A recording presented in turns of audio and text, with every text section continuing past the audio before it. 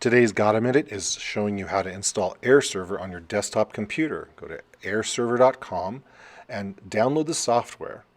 Once it is downloaded, then you will run the installation program. Follow all of the prompts that the installation program asks of you. And once it's installed, you will need to drag and drop the application to the application folder.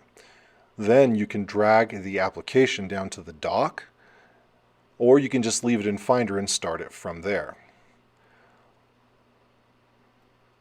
Once the application has been started, you're going to go up to the top menu where there's an icon for AirServer, and you're going to have it show the QR code.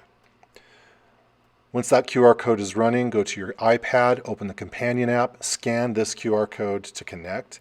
It may prompt you to go into System Preferences and to allow. You'll need to do that so that you can now be connected to your computer.